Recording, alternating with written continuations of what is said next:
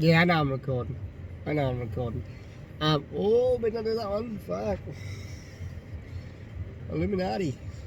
Illuminati. I don't know. Was it like that? Was it like that? I don't know. Anyway, Illuminati. It's real anyway, guys. Illuminati's real. Okay, we can't deny that anymore. The evidence is there.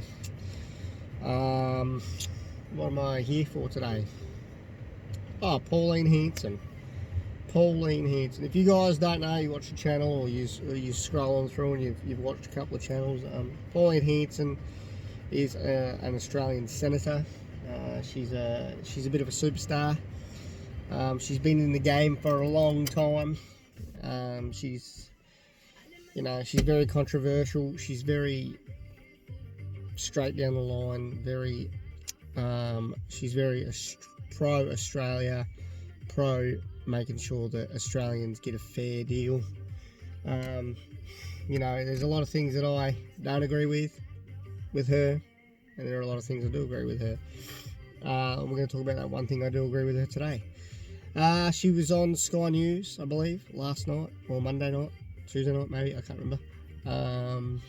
But I saw a posted on Sky News Facebook.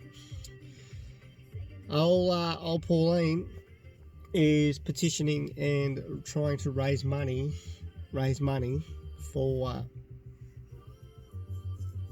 a lawsuit against Anastasia Palaszczuk, Anastasia Palaszczuk, who is the current Labor Premier. Okay, she's a Labor member, and it's drizzling now. Are you fucking kidding me? Anyway, I did say I would risk it. Anyway, so she's the current Premier of Queensland. She won't open the borders to Queensland, so she won't let tourism in. She won't let people in. It's detrimental. It's very detrimental. I saw one lady today post on a Pauline. She's a pro Pauline Hanson person, obviously, because you don't just follow someone's Facebook page and political party if you're not pro Pauline Hanson. And she went on to say that Pauline should give it a rest, and that they should be looking to protect Queensland from catching the coronavirus, especially from the number one state in Australia, which is below them with the coronavirus cases and death toll.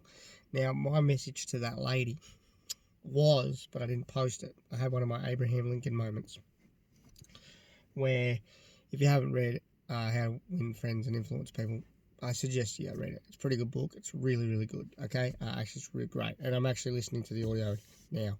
So I've read the book, and I'm also listening to the audio now, okay? So I like to refresh my memory with that sort of stuff. So I didn't comment because it's one of those moments where I didn't really want to. I wanted to, but it was probably better off that I didn't.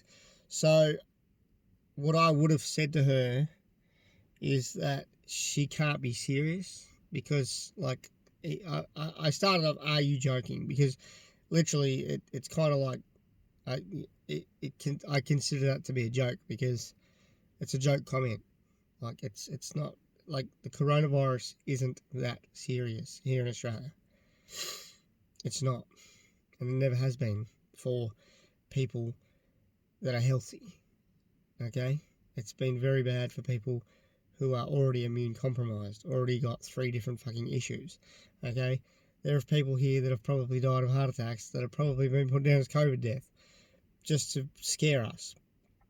I didn't buy into that shit. My problem is, because Anastasia wants to keep them closed until September, problem is, that's not going to work. That economically isn't going to work for your businesses on the Gold Coast. I've got a friend, a very good friend, who works for a business on the Gold Coast, for a tourism business. They do some really cool stuff, and he's already, like, trying to find the next security net, because, he's trying to find his next safety net because he doesn't know what's going to happen. He doesn't know whether the business will probably stay alive. He doesn't know whether the business will stay afloat. He doesn't know whether he's going to lose his job. I mean, he's been able to work. Luckily, they've been giving him, they got the JobKeeper, which is, fantastic. But that can't go on forever. That can't go on forever when the business is getting no revenue, which is getting no profits to pay all the other shit. Okay, cool. You can pay your employees because you've got the benefit of the government's JobKeeper scheme, which is fantastic. But there's got to be a point where now we've got to pay the bills, and if we're not able to service the needs of the tourists by doing what we do best in the business, then how do we afford to run the boats or run the charter fishing or run the cafes or run the helicopters or whatever it is? Because there's a lot of shit to do on the Gold Coast. There's a lot. For tourism, there's a lot of stuff. The Gold Coast is a tourist hub. That's probably one of the biggest reasons why sporting clubs don't succeed there, is because the living population it's a tourist hub. Okay, it's a nice place, sunny beaches, sunny weather, great weather most of the year round. In the middle of winter, and it's still relatively okay up there. So I'm on the bandwagon. So she's going to take Anastasia Palaszczuk to court for constitutional breaches, which is fair, and I believe that she will win, but she needs $1 million to be able to do it. Okay, so if you're out there and you watch this video, go follow Pauline Hanson, donate some cash to her, get them legal fees up and about. I can't believe it's now raining. I really can't. It's ridiculously. It's just I can't believe it's raining. I really can't. Anyway, I gotta go.